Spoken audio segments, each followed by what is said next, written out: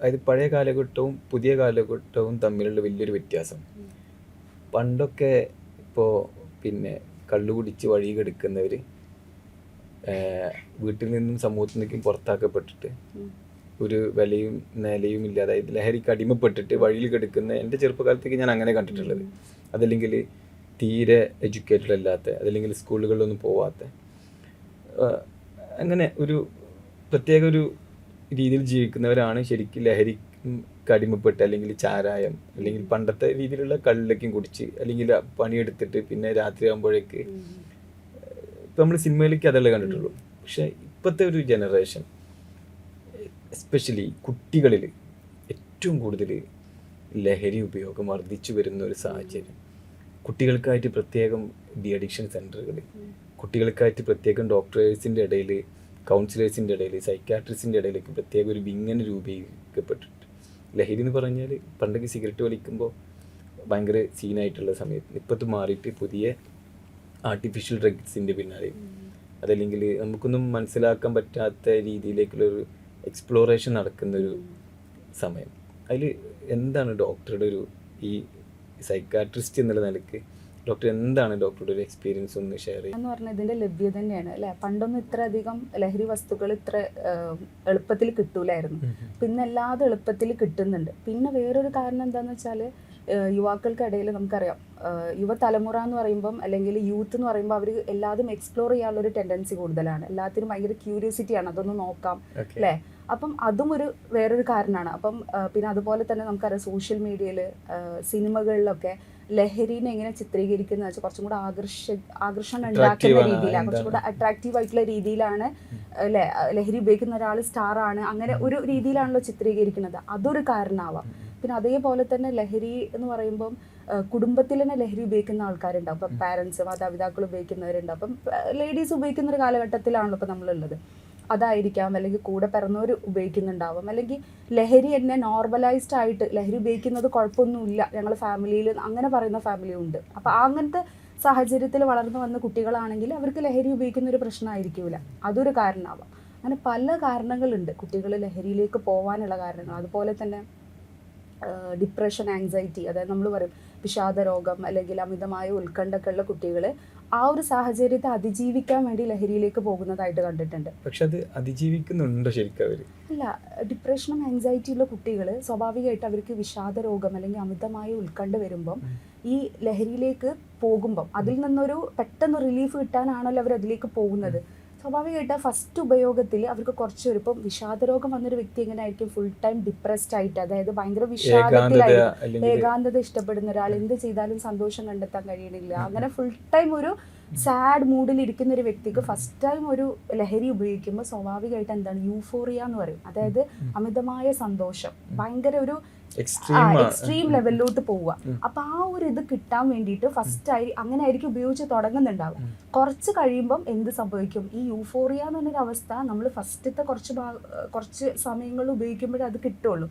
കാലക്രമേണ എന്താ സംഭവിക്കാന്ന് വെച്ചാൽ, നമ്മൾ ഇത് എടുത്തുകൊണ്ടിരിക്കുന്ന സമയത്ത് ഇങ്ങനെ തുടർന്നും എടുത്തുകൊണ്ടിരിക്കുമ്പോൾ പിന്നീട് അതൊരു സൈക്കോസിസ് എന്നൊക്കെ പറയും. അതായത് അമിതമായ ഭയം വരിക, പേടി വരിക, കാണാത്തത്, നമുക്കൊന്നും കാണാത്തത് അവർ കാണുക, കേൾക്കാത്തത് കേൾക്കുക. അതായത് ഹാലുസിനേഷൻ എന്ന് പറയും. ഈ കാണാത്തത് കാണുന്നതിനും കേൾക്കാത്തത് കേൾക്കുന്നതിനൊക്കെയാണ് ഹാലുസിനേഷൻസ് എന്ന് പറയുന്നത്. അതുപോലെ ഡെലൂഷൻസ് വരിക. ഡെലൂഷൻസ് എന്ന് പറയുമ്പം ഇപ്പം രോഗി സാധാരണയായിട്ട് പറയപ്പെടുന്ന കാര്യങ്ങളാണ്. അതായത് ഫ്രണ്ട്സുകൾക്കിടയിൽ ഇങ്ങനെ കോമൺ ആയിട്ട് ഇരുന്ന് സംസാരിച്ചുകൊണ്ടിരുന്ന് ലഹരി ഉപയോഗിച്ചിരുന്ന വ്യക്തികൾ പിന്നീട് ഫ്രണ്ട്സിന്റെ കൂടെ ഇരുന്ന് ലഹരി ഉപയോഗിക്കുമ്പം അവൻ എന്നെ പറ്റിയാണ് സംസാരിക്കുന്നത്, അവൻ എന്നെ സംശയങ്ങളാ, പിന്നെ അങ്ങനെയാണ്, പിന്നെ അവൻ എന്നെ ടാർഗറ്റ് ചെയ്യണം, അവൻ എന്നെ എന്തോ ഉപദ്രവിക്കാൻ വരുന്നുണ്ട്, പിന്നീട് അത് വയലൻസിലോട്ട് പോവുകയാണ്. അവര് തിരിച്ച് അങ്ങോട്ട് ആക്രമിക്കാനുള്ള ഒരു സാധ്യത ഉണ്ട്. ഇപ്പൊ നമ്മൾ ഈയിടെയായിട്ട് കാണുന്ന കൊലപാതകങ്ങൾ അതെല്ലാം അതായിരിക്കാം. പക്ഷെ നമുക്ക് അതിന്റെ കാരണങ്ങൾ അറിയില്ല. ഒന്നാമത് ഇവരൊരു സൈക്യാട്രിക് വാല്യുവേഷൻ മുന്നേ നടത്തിയതായിട്ടൊന്നും നമുക്ക് അറിയുന്നില്ല. അതൊരു പോസിബിലിറ്റി ഉണ്ട്. ഇപ്പൊ നടക്കുന്ന കുറേ കൊലപാതകങ്ങൾ ചിലപ്പോൾ അവന് കുറച്ചു കാലമായിട്ട് നോർമൽ അല്ല, അവന് പിന്നെ ലഹരിക്ക് അടിമയാണ് എന്നൊക്കെ നാട്ടുകാരുടെ സ്റ്റേറ്റ്മെന്റുകൾ ഒരുപാട് പറയുന്നു. കഴിഞ്ഞ ദിവസങ്ങളിൽ ഞാനൊരു ന്യൂസ് കണ്ടു, ന്യൂസ് 18 അല്ല 19, അതിൽ കൊച്ചിയിലേക്കും മാരകമായിട്ട് ഉള്ള രാസവസ്തുക്കൾ ഉപയോഗിച്ചിട്ട്, അതായത് ഈവൻ ടീനേജ്, അതായത് അഡൾട്ട് പോലും ആയിട്ടില്ല, പക്ഷെ അവരിപ്പോൾ ഈ പറഞ്ഞ പോലെ ഡോക്ടർ പറഞ്ഞ പോലെ ഫുഡ് എക്സ്പ്ലോർ ചെയ്യുന്ന പോലെ ലഹരി എക്സ്പ്ലോർ ചെയ്യണം. പക്ഷെ ഒരു ഫ്രണ്ട് സർക്കിളിലുള്ള കുറച്ച് പേര് ആ കുറച്ച് കാലഘട്ടത്തേക്കുള്ളും പിന്നെ വലിയൊരു ഫ്യൂച്ചറിനെ അവർ കാണുന്നില്ല. കാരണം ഇപ്പോഴൊക്കെ നമുക്കൊരു എംപ്ലോയി ഒരു ജോലി എവിടെയെങ്കിലും കയറണം എന്നുണ്ടെങ്കിൽ ഒരുപാട് റൂൾസ് ആൻഡ് റെഗുലേഷൻസ് ഇപ്പോൾ വന്നു തുടങ്ങി. കാരണം എന്തുകൊണ്ടാണെന്ന് വെച്ച് കഴിഞ്ഞാൽ ഇങ്ങനെയൊക്കെയുള്ള പ്രശ്നങ്ങൾ കാരണം പോലീസ് കേസുണ്ടോ, എന്തെങ്കിലും പിന്നെ ഇതാണോ എന്നൊക്കെ ഇത് വന്നു. പക്ഷെ അതൊന്നും ഇവർ ചിന്തിക്കണില്ല. ഇവരിപ്പോൾ ഭയങ്കരമായിട്ട് എക്സ്പ്ലോർ ചെയ്യണം. പക്ഷെ ഇതൊക്കെ എക്സ്പ്ലോർ ചെയ്ത് കഴിഞ്ഞപ്പോൾ ഈ പറഞ്ഞ പോലെ ഇത് ഇവരിൽ മാത്രം ഒതുങ്ങി നിൽക്കുകയാണെങ്കിൽ കുഴപ്പമില്ലല്ലോ.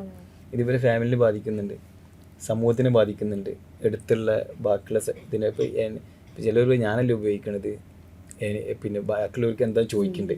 പക്ഷെ ഇത് അപ്പോൾ ഉപയോഗിക്കുന്ന അവരാണെങ്കിലും പിന്നീട് ഇതിൻ്റെ എഫക്റ്റ് അല്ലേ, ആഫ്റ്റർ എഫക്ട്സ് ഈ ബാക്കിയുള്ളവർ കൂടി അനുഭവിക്കുന്ന ഒരു സാഹചര്യം ഉണ്ട് അല്ലേ. അപ്പോൾ നമുക്ക് ശരിക്കും ഇങ്ങനത്തെ ആൾക്കാരോടൊക്കെ നമുക്ക് പിന്നെ ഇതിന് ശരിക്കും ട്രീറ്റ്മെൻറ്റ് ഉണ്ടോ? അവർ ഞാൻ പറഞ്ഞില്ലേ, ഒരുപാട് കുട്ടികളെ ഇതിൻ്റെ ദൂഷ്യഫലങ്ങൾ അറിയാതെ ഉപയോഗിക്കുന്നവരുണ്ട്. എന്താ ചിലപ്പം സാഹചര്യങ്ങളുടെ ഒരു സ്വാധീനം കാരണം, അല്ലെങ്കിൽ സമപ്രായക്കാരുടെ ഒരു സമ്മർദ്ദം, അല്ല അങ്ങനെ പല കാരണങ്ങൾ കൊണ്ട് ഉപയോഗിക്കുന്ന ആൾക്കാരുണ്ട് അല്ലേ. അപ്പം അതിൻ്റെ ദൂഷ്യഫലങ്ങളൊന്നും അറിയാതായിരിക്കും ഉപയോഗിക്കുന്നുണ്ടാവുക. ഇതിന് പല ഇതും ഉണ്ട്. ഇപ്പം മരുന്നുകളുണ്ട്. പിന്നെ അതേപോലെ കൗൺസിലിങ്, സൈക്കോതെറാപ്പി എന്ന് പറയും. പല തരത്തിലുള്ള ചികിത്സകൾ ലഭ്യമാണ്. പിന്നെ കുറേ നമുക്ക് ചെയ്യാൻ പറ്റാവുന്ന കാര്യങ്ങൾ എന്തൊക്കെയാന്ന് വെച്ചാൽ, ഇപ്പം പ്ലാറ്റ്ഫോം, സോഷ്യൽ മീഡിയ പോലത്തെ സാമൂഹിക മാധ്യമങ്ങളിൽ ഈ വിദഗ്ധരെ കൊണ്ടുവന്നിട്ട്, പിന്നെ അതുപോലെ തന്നെ ഈ ലഹരി വിമുക്തമായ ആൾക്കാരെ കൊണ്ടുവന്നിട്ട് അവരുടെ അനുഭവങ്ങൾ പങ്കുവെക്കുക. അത്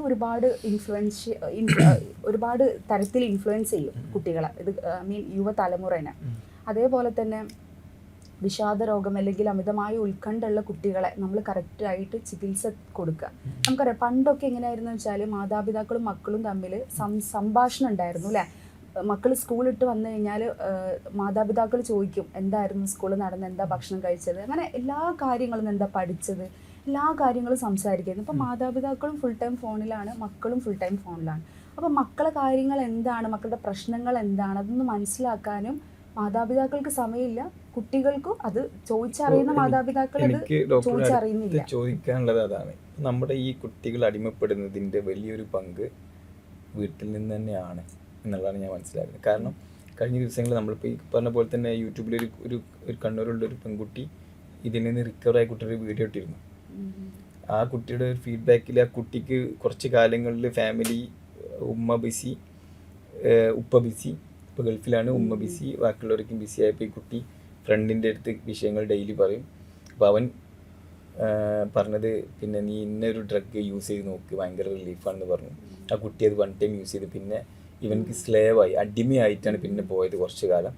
പിന്നെ അവൾ സ്വർണം കൊടുത്തും പൈസ കൊടുത്തിട്ടും ഒരുപാട് കാലം ഇവൻ്റെ പിന്നാലെ നടന്ന് ലാസ്റ്റ് ഇവൾക്ക് ഈ കുട്ടീനെ സെക്ഷലി അബ്യൂസ് വരെ ഉണ്ടായിട്ടുണ്ടെന്ന് പറഞ്ഞത്. കാരണം ഇതിൽ വേറെ ഓപ്ഷൻ ഉണ്ടായിട്ടില്ല എന്ന് പറഞ്ഞു. അങ്ങനെ ഈ കുട്ടി ഇതിന്നൊക്കെ റിക്കവറാക്കി വന്നപ്പോഴേക്ക് ഒരുപാട് സംഭവങ്ങൾ ഈ കുട്ടിക്ക് നഷ്ടപ്പെട്ടിരുന്നു. എസ്പെഷ്യലി പ്രസ്റ്റീജ്, അഭിമാനം നഷ്ടപ്പെട്ടിരുന്നു, ഫിനാൻഷ്യലി കാര്യങ്ങൾ നഷ്ടപ്പെട്ടിരുന്നു. പക്ഷെ ഇതൊന്നും കേട്ടിട്ട് നമ്മളെ മക്കൾ ശരിക്കും ഇങ്ങനത്തെ വിഷയങ്ങൾ ഈ മക്കൾ കേൾക്കുന്നുണ്ടോ എന്ന് പോലും ആണ് നമ്മൾ ഡൗട്ട്. അതിൽ എനിക്ക് മനസ്സിലാക്കാൻ കഴിഞ്ഞത് ഇപ്പോൾ ഈ ഫാമിലിയിൽ അത് വലിയൊരു ഇതുണ്ട്. ഡോക്ടർ ഇപ്പോൾ പറഞ്ഞത് വളരെ കറക്റ്റാണ്. അതായത് നമ്മുടെ ഫാമിലി കമ്മ്യൂണിക്കേഷൻസ് പ്രോപ്പറായിട്ട് നടക്കാത്തതിൻ്റെ വലിയൊരു ഈ കുട്ടികൾ ഇതിലേക്ക് വഴുതി വീഴാൻ ഒരു കാരണം ഇത് ഈ കമ്മ്യൂണിക്കേഷൻ ഇൻകൺവീനിയൻസ് തന്നെയാണ് അല്ലേ. അതിൽ ശരിക്ക് നമ്മൾ ഫാമിലിക്ക് ഒരുപാട് ഇൻവോൾവ്മെൻ്റ് ഉണ്ട്. പിന്നെ നമ്മൾ ഇവരതെല്ലാം ഭയങ്കരമായിട്ട് ഇതിൻ്റെ ഒരു എക്സ്ട്രീം ലെവലിലേക്ക് പോയിട്ട് പിന്നെ അവരെ പിടിച്ചുകൊണ്ടാൻ പോകുമ്പോഴാണ് അവർ അക്രമാസക്തരാകുന്നതും. പിന്നെ അവർ ഒരുപാട് പൈസ ചിലവാക്കേണ്ടി വരിക. ഡി അഡിക്ഷൻ സെൻ്ററുകളിൽ പോയിക്കൊണ്ടിരിക്കുകയാണ് മാതാപിതാക്കൾ, അല്ലെങ്കിൽ ഇങ്ങനെ നടന്നുകൊണ്ടിരിക്കുകയാണ്. ശരിക്കും നമ്മളെ പിന്നെ കുറച്ചുകൂടി ഡോക്ടർക്ക് ഇങ്ങനെയുള്ള കുട്ടികൾ അല്ലെങ്കിൽ ഫാമിലീസൊക്കെ അങ്ങനെ വരാറുണ്ടോ? ശരിക്ക് ഒരുപാട് കേസുകൾ നമ്മൾ കാണാറുണ്ട്. പണ്ട് കുറച്ച് മുന്നേ വരെ എനിക്ക് തോന്നുന്നു ഈ സ്റ്റിഗ്മ ഉള്ള കാലത്തോളം ഇപ്പോഴും ഉണ്ട് സ്റ്റിഗ്മ. പക്ഷെ എന്താ പറയുക, കുറച്ചും കൂടെ ലഹരി എന്നൊക്കെ പറയുമ്പോൾ പാരൻസിന് മുന്നോട്ട് വന്ന് ചികിത്സ കൊടുക്കാനും ഒരു പ്രയാസം ഉണ്ടല്ലോ അല്ലെ. സമൂഹത്തിൽ ഒരിക്കൽ ലഹരി ഉപയോഗിച്ചൊരു വ്യക്തിയുടെ ജീവിതകാലം മൊത്തം അവന് കള്ളുകുടിയനാണ് അല്ലെങ്കിൽ അവന് ലഹരി ഉപയോഗിക്കുന്ന ആളാണ് എന്നുള്ളൊരു പേര് വരുമല്ലോ. അത് എല്ലാവർക്കും അതാ അപ്പൊ വീണ്ടും അവർ അതിലേക്ക് പോകാനുള്ളൊരു സാധ്യത അത് കാരണം തന്നെ ഉണ്ട് അല്ലെ. ഇപ്പം ഒരിക്കൽ ലഹരി ഉപയോഗിച്ചൊരു വ്യക്തിനോട് മാതാപിതാക്കൾ പറയും നീ കള്ളുകുടിയനല്ലേ, നീ ഇങ്ങനെ നന്നാവാനാ, എത്ര നീ നന്നായാലും ഇത്രയും ഇല്ലേ എന്നൊക്കെ പറയും. അത് തന്നെ മതി. അപ്പോൾ ആ രോഗി ചിന്തിക്കണം എന്താണ്, ഓക്കെ ഞാനിപ്പോൾ എത്ര ഇനി കുടിക്കാതിരുന്നാലും എനിക്കിതല്ലേ സ്ഥാനം, അല്ലെങ്കിൽ എന്നെ ഈ ഒരു ഇതിലല്ലേ അറിയപ്പെടുന്നത്, ഞാൻ നിർത്തിയിട്ട് എന്താ ഉപയോഗം, ഏതായാലും പേര് വന്നു എന്നാൽ പിന്നെ അത് കണ്ടിന്യൂ ചെയ്യാം എന്നുള്ള രീതിയിൽ അങ്ങനെയും പോവാം. അപ്പോൾ പല കാരണങ്ങളുണ്ട്. അപ്പോൾ ഞാൻ വിചാരിക്കുന്നതെന്ന് വെച്ചാൽ ഇപ്പോൾ ഏറ്റവും കൂടുതൽ നമുക്ക് കോളേജുകളിൽ സ്കൂളുകളിലൊക്കെ ഈ ഒരു ലഹരിയുടെ ദൂഷ്യഫലങ്ങൾ എന്തൊക്കെയെന്ന് പറഞ്ഞുകൊണ്ടൊരു ക്യാമ്പയിനുകൾ, സെമിനാറുകൾ അതൊക്കെ കണ്ടക്ട് ചെയ്യുന്നത് നമ്മൾ വളരെയധികം തോന്നുന്നത് ഗവൺമെന്റ് പിന്നെ നമ്മളിവിടേക്ക് ഇവിടെ സ്റ്റാഫുകൾക്ക് വേണ്ടിയിട്ട് നടത്തിയിട്ടുണ്ട്. നമ്മളിവിടെ സ്റ്റാഫുകൾക്ക് വേണ്ടി പ്രത്യേകം ഒരു ഫോം തന്നെ തയ്യാറാക്കിയിട്ടുണ്ട്. എനിക്കൊന്ന് ഇവിടുത്തെ ക്ലാസ് നടത്തിയിലേക്കും ഒരു 100-ഓളം സ്റ്റാഫുകളും വരും പങ്കെടുത്തിട്ടുണ്ട്. കാരണം ഇതിൻ്റെ ഒരു ആഫ്റ്റർ എഫക്റ്റ് നമുക്ക് മനസ്സിലായതിൻ്റെ ശേഷം ഇത് സാധാ ഡോക്ടർ പറഞ്ഞ പോലെ ഒരു ആൽക്കോളിക് ഇതിൻ്റെ അപ്പുറത്തേക്ക് ആയിക്കൊണ്ട് ഒരു ആർട്ടിഫിഷ്യൽ ഡ്രഗും അതിൻ്റെ അപ്പുറത്തേക്ക് ആയിക്കൊണ്ട് എക്സ്ട്രീം ലെവലിലേക്കുള്ള സംഭവങ്ങൾ ഇപ്പോഴത്തെ തലമുറ യൂസ് ചെയ്ത് തുടങ്ങുമ്പോൾ നമ്മളത് പിന്നെ നമ്മളെങ്കിൽ ഇനി ഈ തലമുറ ഇപ്പം നടന്നുകൊണ്ടിരിക്കുന്ന തലമുറ ഇത് ശ്രദ്ധിച്ചില്ലെങ്കിൽ അടുത്ത 2 തലമുറ നമുക്ക് ഉണ്ടാവില്ല. കാരണം എല്ലാവരും ഇതിൻ്റെ പിന്നാലാണെങ്കിൽ പിന്നെ നമുക്ക് നല്ല സൊസൈറ്റിയിൽ നല്ല ഡോക്ടേഴ്സ് ഉണ്ടാവില്ല, നല്ല എൻജിനീയേഴ്സ് ഉണ്ടാവില്ല, നല്ല അധ്യാപകരുണ്ടാവില്ല, ആരും ഉണ്ടാവില്ല. കാരണം ഈ ഒരു പാത പിന്തുടർന്ന് പോരുകയാണല്ലോ. എല്ലാവരും ലഹരിയുടെ പിന്നാലെ പോയി കഴിഞ്ഞപ്പോൾ ഓൾമോസ്റ്റ് ആർക്കും ഇതൊരു പ്രശ്നമില്ല എന്നുള്ളൊരു സിറ്റുവേഷൻ ആയിട്ടുണ്ട്. അപ്പോൾ ഡോക്ടർ പറഞ്ഞ പോലെ ഒന്നും കൂടെ ഗവൺമെൻറ്റും അനുബന്ധപ്പെട്ട എക്സൈസ് വിഭാഗക്കാരും പോലീസും നാട്ടുകാരും ഫാമിലീസും എല്ലാവരും അടങ്ങിയിട്ടുള്ളൊരു സമൂഹം ഇതിൻ്റെ പിന്നാലെ പോയിട്ടില്ലെങ്കിൽ വലിയ വലിയ ഭവിഷ്യത്തുകൾ എന്ന് വെച്ച് കഴിഞ്ഞാൽ ഡോക്ടേഴ്സിനും ഡി അഡിക്ഷൻ സെൻ്ററുകൾക്കും എന്തായാലും ഒരു ലിമിറ്റേഷൻസ് വരുമല്ലോ അല്ലേ. അപ്പോൾ പിന്നെ ക്യൂറാക്കുക എന്നുള്ളതാണ് ഇമ്പോർട്ടൻറ്റ്. അതിന് വ്യക്തമായിട്ടുള്ള സപ്പോർട്ടുകൾ വേണം. ശരിക്കും ലഹരി എന്ന് പറഞ്ഞതിൽ ശരിക്കും ഈ മാരകമായിട്ടുള്ള രാസവസ്തുക്കൾ ശരിക്ക് നമ്മുടെ ബ്രെയിനിന് വന്നു കഴിഞ്ഞാൽ നമുക്ക് ക്യൂർ ചെയ്യാനുള്ള ഓപ്ഷൻസ് ഉണ്ട് അല്ലേ. തീർച്ചയായും. ഇപ്പം ലഹരി എന്ന് പറഞ്ഞാൽ ഒരിക്കൽ ഉപയോഗിച്ചൊരു വ്യക്തി വീണ്ടും വീണ്ടും അതിലേക്ക് പോകുന്നത് എന്തുകൊണ്ട് ആ സാധനം ഫസ്റ്റ് ഉപയോഗിക്കുമ്പോൾ കിട്ടുന്ന ഒരു എഫക്റ്റ് കാരണമാണ്. ആ ഒരു സുഖം കിട്ടുന്നതുകൊണ്ട് വീണ്ടും വീണ്ടും പോകുന്നു. കുറച്ച് കഴിയുമ്പോൾ വീണ്ടും ഞാൻ പറഞ്ഞില്ലേ, കുറച്ച് കഴിയുമ്പം അത് അതിൻ്റെ ദൂഷ്യഫലങ്ങൾ കണ്ടു തുടങ്ങുകയാണ്. തുടക്കത്തിൽ മാത്രം ആ ഒരു യൂഫോറിയ, ഒരു ഭയങ്കര ഹാപ്പിനെസ്സും കാര്യങ്ങളൊക്കെ ഉണ്ടാവുള്ളൂ. കുറച്ച് കഴിയുമ്പോൾ എന്താ സംഭവിക്കുക, ഈ പറഞ്ഞ ഡെലൂഷൻസ്, ഹാലുസിനേഷൻസ് ഇതൊക്കെ വന്നു ചേരും. പക്ഷെ നമുക്ക് കറക്റ്റ് ആയിട്ടുള്ളൊരു ചികിത്സയും കാര്യങ്ങളെല്ലാം കൊടുത്തു കഴിഞ്ഞാൽ, ചികിത്സ എന്ന് പറയുമ്പോൾ പേഷ്യൻ്റ് ആദ്യം വേണ്ടത്, ആ രോഗിക്ക് വേണ്ടത് ഇത് നിർത്തണം എന്നുള്ള ഒരു മോട്ടിവേഷനാണ്. അതാണ് ഏറ്റവും കൂടുതൽ ഇതിനെ ഇൻഫ്ലുവൻസ് ചെയ്യാൻ പോകുന്നത്. അപ്പം അത് ഉണ്ട് എന്നുണ്ടെങ്കിൽ തീർച്ചയായും നമുക്ക് അവരെ പഴയ ഒരു രീതിയിലേക്ക് കൊണ്ടുവരാൻ കഴിയും. ശരിക്കും അങ്ങനെ അവർക്ക് തോന്നും. എന്നൊരു സാഹചര്യക്ക് അവരെ ഈ അമിത ലഹരി ഉപയോഗം കൊണ്ട് എത്തിക്കൂലേ അവരുടെ അടുത്തേക്ക്. കാരണം എനിക്കിങ്ങനെ നായ പോരാ. കാരണം ഇപ്പോൾ ഞാൻ ആ ന്യൂസ് 19 കണ്ടത് പിന്നെ അർദ്ധനഗ്നിയായിട്ട് വഴി കെടുക്കുന്ന ഒരു പെൺകുട്ടി രാവിലെ ബോധം വന്നപ്പോൾ എവിടെ കെടുക്കുന്നത് പോലും ഇല്ല എന്നുള്ള. അവരൊരു ജോബൊക്കെ ചെയ്തിട്ട് ചിലപ്പോൾ പാർട്ടിയിൽ പോയതായിരിക്കണം മേ ബി. പക്ഷെ രാവിലെ എണീക്കുമ്പോൾ ഭയങ്കരമായിട്ട് ഇതായി കിടക്കുമ്പോൾ സ്വാഭാവികമായിട്ടും അവർക്ക് ഒരു കുറ്റബോധമൊക്കെ ഉണ്ടാവും. അങ്ങനെയുള്ള ഇതിലേക്ക് ഡിസിഷൻ മേക്ക് ചെയ്യുക എന്നുള്ളത് തന്നെയാണ് ഇമ്പോർട്ടൻറ്റ്. ആദ്യം ഡോക്ടർ പറഞ്ഞ നമുക്ക് അങ്ങനെ ഒരു ഉറപ്പ് വേണം അല്ലേ. അതായത് എനിക്കിതൊരു മാറണം, എനിക്കിങ്ങനെ നായ പോരാ എന്നുള്ളൊരു പിന്നെ എനിക്ക് വന്നിട്ട് നമ്മളെ ഹോസ്പിറ്റലിൻ്റെ അതേപോലെ തന്നെ ഡി അഡിക്ഷൻ സെൻ്ററുകളുടെ എണ്ണവും വർദ്ധിച്ചു വരുന്നുണ്ട്. എല്ലാ വീട്ടിലും ഒരു കൗൺസിലർ എന്നുള്ളൊരു കോൺസെപ്റ്റിലേക്ക് കാര്യങ്ങൾ പോകുന്നുണ്ട്. പക്ഷെ ഇതൊരു കൗൺസിലിങ്ങും അതേമാതിരി ഒരുപാട് ഏരിയാസ് ഉണ്ട് ഇതിന് അല്ലേ. ഒരുപാട് ഏരിയാസ് ഉണ്ട്. ഞാൻ പറഞ്ഞില്ലേ, വെറും ഒരു കൗൺസിലിങ്ങും മരുന്നും മാത്രമല്ല, ഫാമിലിയുടെ സപ്പോർട്ട് ഭയങ്കര ഇമ്പോർട്ടൻ്റ് ആണ്. അവർ എന്താണ് നമ്മുടെ മക്കളുടെ പ്രശ്നം അല്ലേ, തെറ്റുകൾ ആർക്ക് വേണമെങ്കിലും സംഭവിക്കാം അല്ലെ. പ്രത്യേകിച്ച് ഈ വരും തലമുറ എന്ന് പറയുമ്പോൾ ഈ പറഞ്ഞ പോലെ അവർക്ക് എന്ത് ഉപയോഗിച്ച് നോക്കാനുള്ള ഒരു ക്യൂരിയോസിറ്റി ഉണ്ട് അല്ലേ. അപ്പം അതിൻ്റെ ഭാഗമായിട്ട് അവർ അതിലേക്ക് പോയതാവാം. ഫസ്റ്റ് അതിൻ്റെ ഭാഗമായിട്ട് പോകുന്നു, പിന്നെ അതൊരു അഡിക്ഷൻ ലെവലിലോട്ട് പോകുന്നു. അപ്പം നമ്മളെ മക്കളെ തെറ്റുകൾ മനസ്സിലാക്കിയിട്ട് ഒരു അവസരം കൊടുക്കുക, അവർക്ക് നന്നാവാനുള്ള അവരെ സപ്പോർട്ട് ചെയ്യുക എന്നുള്ളതാണ്. അല്ലാതെ അവരെങ്ങനെ നീ അത് ഉപയോഗിച്ചില്ല അങ്ങനെ എങ്ങനെ എന്നിട്ട് അത് ഒഴിവാക്കുക. അതൊരു കാരണമാവും. അപ്പൊ അതുകൊണ്ട് ഫാമിലിന്റെ സപ്പോർട്ട് ഭയങ്കര ഇമ്പോർട്ടന്റ് ആണ് ഈ ഒരു. നമുക്ക് തോന്നുന്നു ഈ സിനിമകളിലും അതേപോലുള്ള ഇങ്ങനെയുള്ള ഈ വീഡിയോസ് ആയിക്കോട്ടെ, ഈ ആൾക്കാർക്ക് ഒരു എന്താണെന്ന് അറിയാനുണ്ട്. നമ്മളെന്തും ഒരു കത്താണെങ്കിലും എന്താണെങ്കിലും നമ്മളിത് വായിക്കരുത് എന്ന് പറഞ്ഞ് കൊടുക്കുമ്പോൾ അതിൻ്റെ ഉള്ളിൽ അറിയാനുള്ളൊരു അതൊരു സൈക്കോളജിക്കൽ സംഭവമായിരിക്കുമല്ലോ. സ്വാഭാവികമായിട്ടും ഇപ്പോൾ നമ്മൾ എന്താ പറയുക, ഇത് അങ്ങനെ മറച്ചു വെക്കുന്നത് പോലെയാണ്. ഇപ്പോൾ ഈ സിനിമകളിലൊക്കെ കൂടുതൽ ഇതിനെക്കുറിച്ച് കൂടുതൽ പറഞ്ഞ് വർണ്ണിച്ച് അതിലിത് ഉപയോഗിക്കുമ്പോൾ ഒരു ഭയങ്കര ലൈഫ് സ്റ്റൈലിലേക്ക് ഭയങ്കര ചേഞ്ചസ് കാര്യങ്ങൾ ഇതൊക്കെ കാണിക്കുന്നതൊക്കെ കുറച്ച് കുറക്കേണ്ടതുണ്ടാവും അല്ലേ? തീർച്ചയായും സോഷ്യൽ മീഡിയക്ക് നല്ല ഇൻഫ്ലുവൻസ് ഉണ്ട്. അവിടെ മറ്റേ ആൾക്കാരെ പറ്റിക്കാൻ വേണ്ടിട്ട് എഴുതി വെച്ചാ പോരാ. അതായത് ഒരു ഭാഗത്ത് എഴുതി വെക്കുന്നുണ്ട്, പക്ഷെ അവര് കാണിക്കുന്നത് അതുമായിട്ട് ബന്ധമില്ലാത്ത കാര്യങ്ങളാണ്. ഭയങ്കര അതാ ഭയങ്കര ഒരു സ്റ്റാർ അത് ടെൻഡൻസി ഉപയോഗിക്കുമ്പോൾ കിട്ടുന്ന ഉണ്ടാക്കുന്ന ഒരു ടെൻഡൻസി ഇതാണ് കാണിക്കുന്നത്. അപ്പൊ ആ ഒരു അത്രയും ഇത് കാണിക്കുമ്പോൾ സ്വാഭാവികമായിട്ട് ഈ കാണുന്ന യുവതലമുറക്ക് അത് ഉപയോഗിച്ച് വെക്കാനുള്ള ഒരു ടെൻഡൻസി കൂടി വരികയാണ്. അവർക്ക് അത് അനുകരിക്കാനുള്ള ഒരു ടെൻഡൻസി കൂടുകയാണ്. പിന്നെ ഇതിന് ഒരുപാട് ഏജന്റുകളും അതേമാതിരി ഏജന്റ് ഒരുപാട് ആൾക്കാരും ഇതിനായിട്ട് ഇറങ്ങുന്ന സ്കൂൾ കുട്ടികളെ പ്രത്യേകിച്ച് വല വീശി പിടിക്കാനും. അതിന് നമുക്ക് ഒന്നും ചെയ്യാൻ കഴിയില്ല. അങ്ങനെ ഗവൺമെന്റ് എന്തെങ്കിലും ഒരു ഇതിന്റെ കഴിഞ്ഞ ദിവസം എക്സൈസിൽ ഞാൻ പിന്നെ വിമുക്തിയുടെ ഒരു കോൺസെപ്റ്റ് ഉണ്ട്, അതിന്റെ ക്ലാസ് എടുക്കാൻ വേണ്ടി വന്ന സാറുണ്ട്. അദ്ദേഹത്തെ സംസാരിച്ചപ്പോൾ മൂപ്പരിനോട് പറഞ്ഞത് വളരെ പിന്നെ ഈ സാധനങ്ങളൊക്കെയും വളരെ എക്സ്പെൻസീവാണ്, ഭയങ്കര എക്സ്പെൻസീവാണ് പറഞ്ഞത്. അപ്പോൾ അത് യൂസ് ചെയ്യാനുള്ള സാമ്പത്തികതും കൂടി വേണമല്ലോ ഇപ്പോൾ ഒരു കുട്ടിക്ക് അല്ലേ, ഒരുപാട്. അപ്പോൾ അതൊക്കെയും നമ്മൾ കറക്റ്റ് ബോധവൽക്കരണം അനിവാര്യമാണ് സംഭവങ്ങൾ. ഇപ്പോൾ നമ്മൾ സോഷ്യൽ മീഡിയ ഈ അഡിഷൻ എന്ന് പറഞ്ഞ പോലെ തന്നെ എല്ലാം അഡിഷനാണ്. അപ്പോൾ അത് പിന്നെ നമുക്ക് നമ്മൾ സൈക്കാട്രി ഡിപ്പാർട്ട്മെൻറ്റിലേക്കും വരുന്ന ആൾക്കാർക്ക് നമുക്ക് മാക്സിമം നല്ല രീതിയിൽ ഇത് ചെയ്യാൻ കഴിയും. പക്ഷേ ഇതിൽ എന്ത് ചെയ്യണം എന്തറിയണം എന്നറിയാത്ത ഒരുപാട് ഫാമിലീസൊക്കെ നമ്മുടെ ചുറ്റുപാടത്തുണ്ട്.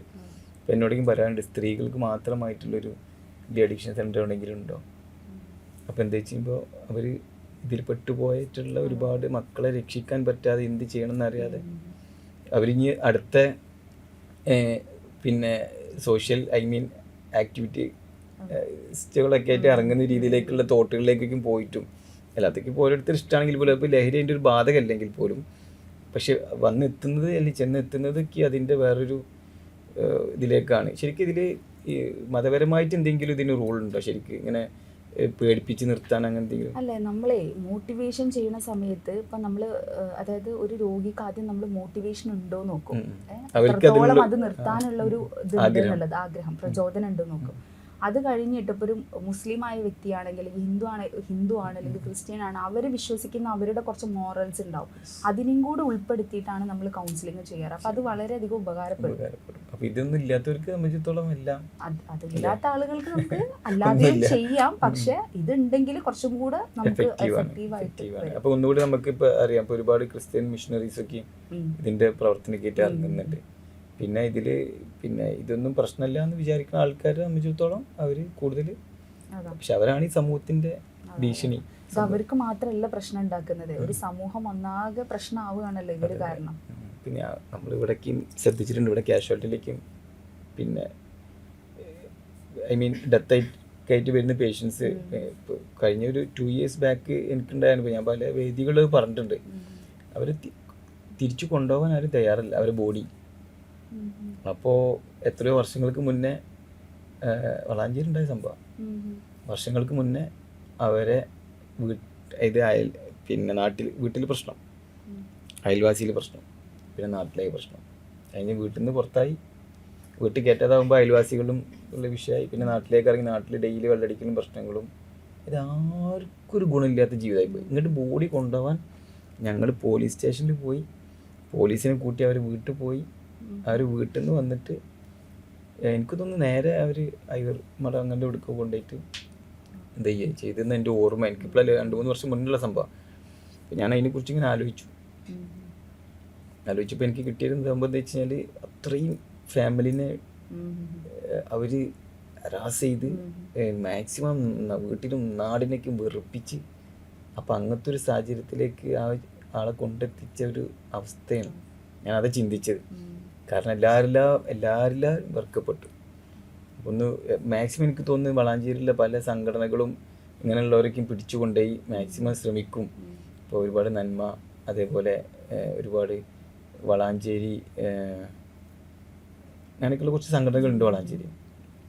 അപ്പോൾ അങ്ങനെയൊക്കെയുള്ള ഇതിനു വേണ്ടി മാത്രം പ്രവർത്തിക്കുക. നമ്മൾ വലിയൊരു റാലിയൊക്കെ നടത്തിയിരുന്നു ഈ ലഹരിക്കെതിരെ എന്നൊക്കെ പറഞ്ഞിട്ട്. പക്ഷെ അതൊക്കെയും അപ്പോഴുള്ള ഒരു ഇമ്പാക്റ്റ് ചെയ്യുന്നല്ലാതെ അതിൻ്റെ അപ്പുറത്തേക്ക് പോകുന്നില്ല. കണ്ടിന്യൂസ് ആയിക്കൊണ്ടിരിക്കണം, നിരന്തരമായിട്ടുള്ള പോരാട്ടമായിരിക്കണം. ഇവരൊക്കെ എന്ന് പറയുമ്പോൾ ഈ നന്മ ഇവരൊക്കെ ചെയ്യണം എന്താ വെച്ച് കഴിഞ്ഞാൽ എനിക്ക് തോന്നുന്നത് പിന്നെ ഇങ്ങനെ അവിടുന്ന് ഇവിടുന്നേക്കും പോയി വരുന്ന ആൾക്കാരെ പിടിച്ചു കൊണ്ടുവന്നിട്ട് ശരിയാക്കണേ.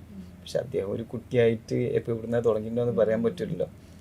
നമ്മൾ ഈ കുട്ടികളിലാണ് ഇത് ശ്രദ്ധിക്കേണ്ടതെന്നാണ് നമുക്ക് പറയാനുള്ളത്. എന്തായാലും തുടർന്നും ഡോക്ടറുടെ അല്ലെങ്കിൽ എനിക്ക് തോന്നുന്നത് നമുക്കൊരു ഈ ലഹരി ഒരു കുട്ടികളിൽ ഒതുങ്ങുന്ന ഒരു സംഭവം ആവാൻ കഴിയില്ല എന്നാണ്. ലഹരി മാത്രമല്ല, ഇതിൽ ഒരുപാട് അഡിഷൻസൊക്കെ നമ്മൾ ഈ മേഖലയിൽ വരുന്നുണ്ട്.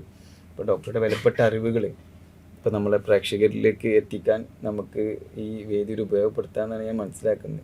അപ്പോൾ എന്തായാലും ഇന്നത്തെ ടോപ്പിക്ക് നമുക്ക് ഇവിടെ അവസാനിപ്പിക്കാം.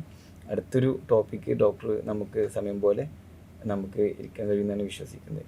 ഇപ്പോൾ നമ്മളെ ഈ കൗൺസിലിങ്ങും അതേപോലുള്ള നമ്മുടെ ഡിപ്പാർട്ട്മെൻറ്റും ഇവിടെയുള്ള ഇതുമായി ബന്ധപ്പെട്ടവർക്ക് കൂടി ഉപകാരപ്പെടട്ടെ എന്നും കൂടി പറയാൻ താങ്ക് യു.